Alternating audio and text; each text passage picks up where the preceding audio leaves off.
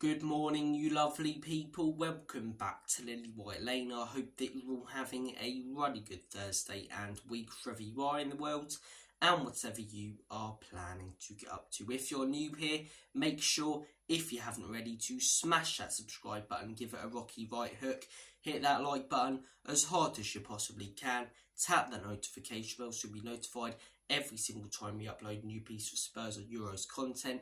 And finally, comment all of your thoughts and opinions down below. Without further ado, enough faffing about. Let's get cracking with this snacking and delve into your Euro 2024 breakfast show. The show where we discuss all the big headlines coming out of the tournament, review all the games from the day before at the tournament, and preview the upcoming ones on the day of the video. We've got 3 games to preview and 3 to discuss. And I want to start things off by discussing the first game that took place yesterday at 2 PM. Croatia versus Albania, and what a game it was. Albania started brilliantly with an early goal, not as early as the one they scored against the Italians, but fairly early, I believe 11 or 12 minutes into the game. And for the rest of the first half, they looked very, very dangerous on the counter-attack. Croatia had a majority of the ball, but they weren't really breaking through Albania's back line, and Albania had a very, very solid defensive structure, and going forward they looked dangerous. But second half this began to change. Croatia, as I say, were breaking through more. Perisic was putting in some demonic crosses, brilliant balls in from Perisic. Kramaric, as I say, was looking more dangerous, and they got their deserved equaliser in the 74th minute. Albania weren't counter-attacking as much, as I say. It was all Croatia. Brilliant goal from Kramaric, and then their second goal 2 minutes after, as I say, a little bit of fortune, but it was coming. And that, at the time, I felt really sorry for Albania because they'd held on to that 1-0 lead so well. They had some big chances that they didn't put away, yet, as I say, all of that hard work undone by that, and it looked like they were going to get nothing out of the game. But then, as I say, late on, they step up. They managed to get that equalised that no one, including me, expected them to get. I celebrated that like a Tottenham or England goal, I'm telling you, because I just love football. I'm a huge football fan. I really, really didn't see that coming, and it's a huge upset. But what a game it was, especially in added time, end to end. It looked like both were going to get a winner. Absolutely fantastic game of football. I'm loving the style of football that we're seeing in this tournament. And look, I'm a big sucker for, as I say, clever tactics and inverted wing backs and false nines and seeing managers do clever things. But it feels like a lot of this tournament, it's just been 2 teams going at it and scrapping. One team being very defensive, putting in brilliant tackles. One team on top, as I say. We've had some brilliant games so far, as I say, and I'm absolutely loving this tournament. I really am. Albania, one of the most entertaining teams alongside Turkey, and yeah, fair play to them for getting the result yesterday. That means that Albania could find their way through on the last day if they get a win against Spain. I mean, that would just be outstanding, wouldn't it? A group that no one expected them to progress from. If they can get second in that group, potentially even third with 4 points, be outstanding. It really would. For Croatia, they need a win. A draw isn't good enough. 2 points will likely not be good enough. Croatia don't get that win against Italy, they could be out. They didn't look fantastic against Spain. They actually looked really good yesterday, especially in that second half. But you can't say that Albania didn't deserve a draw based on their first half performance and how well they defended and counter-attacked. So, look, could Croatia be going out? Are they already out? Because that Italy game's going to be so tough. Comment down below your thoughts and opinions. But look, that last game, that Croatia versus Italy game is going to be great. And I'll tell you what, I'll flick it over to that Albania game if they score first. Look, very, very interesting last game week set up in that group for the Euros. But look, big winner. Oh, sorry, big point for Albania. It is a point for Croatia. It keeps them in the tournament, but it's really not ideal. It's really not ideal. You know, if they were playing Italy second game week, had Albania last, a point, as I say, would feel like a decent result, but at the minute it doesn't. Look, moving on to the second game yesterday, Germany versus Hungary.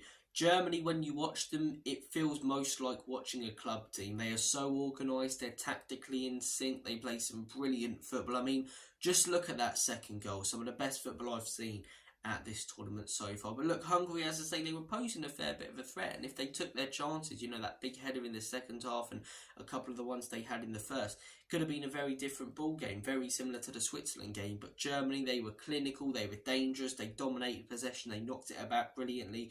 Very, very comfortable win. That's two very, very intimidating and statement wins for the Germans, and I really, really do think they're going to be a force to be reckoned with in this tournament. I predicted them to get to the semis, as I say. I'm not going to do the Nigel Farage. You all laughed at me, but I had a lot of comments, as I say, from mates and people on Twitter saying Germany to the semis. Well, this German team are looking very, very solid, and a lot of that is down to Julian Nagelsmann. You know, look, international management. A lot of international managers are people who can't get jobs at the top level right now. For example, Southgate, Roberto Martinez. Nagelsmann is a top level manager, and it really does show. And I think it may show later in the tournament. Having that, you know, tactical knowledge may get him huge results against other teams. So look, Germany looking very, very good under Nagelsmann. Musiala, I wish he chose England, man. Could you imagine a midfield with Musiala and Bellingham? He probably wouldn't play him though, Southgate. He probably wouldn't play him. He's so, you know, addicted to playing the two DMs and the one attacking mid. But yeah, that guy's an absolute baller, isn't he? He's absolutely mustard. We saw it again yesterday. Yeah, it took a big deflection, his goal, as I say, and it was a mistake from Hungary. But weaving in and out of players like Messi, he's just brilliant. He's absolutely brilliant. I don't think he'll get to the Messi type level, but he's definitely got next levels to go to, as I say. He's only 20 years of age. He really is a talent for the future. And he's shown it over the last few years at Bayern, and now he's showing it on the big stage for his country. So fair play to him. İlkay Gündoğan again getting his first goal for Germany yesterday of the tournament. Brilliant from him. Toni Kroos again with an impeccable performance in that midfield. Germans are looking good. Germans are looking very, very good. Andrich as well. So keep an eye on the Germans. I reckon they could go very, very far in this tournament. And the final game that did take place yesterday, Scotland versus Switzerland. Pressure on this game for both. Switzerland, if they got a point, they're likely through 4 points. So now I think they are through, but Scotland needed to get something. Ideally a win after their brilliant start to the game, but a point isn't the end of the world. They need that win against Hungary. They get that win against Hungary. I'll always say Euros, 4 points, whether you finish second or third or first with it, it's probably enough to get you through. It's probably enough to get you through 4 points once you reach that mark. So Scotland, they'll want that win. They'll need that win against Hungary to survive in this competition, but they stay in the competition. They stay in the competition. They started brilliantly yesterday. They looked a lot more like the Scotland we saw against Norway and, you know, Spain in the qualifying campaigns. They started well. Scott McTominay takes a big deflection but goes in. Those Scottish fans who have been brilliant over the last couple of games go mad. As I say, when it comes to national anthems, I love the Italian national anthem, but the one that fans really belt out, that Scottish anthem, bloody hell. But look, good goal from McTominay, as I say, good build-up play from Scotland on the counter-attack. I thought, in all honesty, McGregor had, you know, fluffed it up on the wing, but he puts in a lovely pullback. And yeah, 1-0 Scotland. Rest of the first half was all Switzerland. They had some really good chances. Nearly goal of the tournament based on build-up play that was narrowly saved. Xherdan Shaqiri always pops up during the Euros, doesn't he? I don't have a clue who he's been playing for or where he's been over the last 3 years, but he still scores a banger goal and plays brilliantly for Switzerland. He can never play longer than 60 minutes, as I say, because he's a little chubby fella, but he's such a good player. I remember watching him at Stoke. I love him. Just a little chubby, as I say, skillful player. He's ridiculously good, and we saw it yesterday. It was a poor, as I say, pass from Ralston, but pounced on by Xherdan Shaqiri. Still got a lot of work to do and smashes it in. And I thought Switzerland dominated the rest of the first half. Second half, fair play to Scotland. I thought they could have went on to lose the game. As I say, they were the better team, I'd argue. As I say, the crowd were getting up for it. They were going after Switzerland. They were knocking it about well. Had a few massive chances. The one where they hit the post, for example. Oh, sorry, that was Switzerland who hit the post, wasn't it? But no, it was Scotland. I'm getting confused. But yeah, really, really good stuff from Scotland in that second half, and probably should have went on to get the winner. But decent point for Switzerland. Scotland will take it because it keeps them in the competition, as I say, and it all rides on that Hungary game for them. Hungary looked okay against Germany. They looked okay against Switzerland. Scotland looked okay yesterday.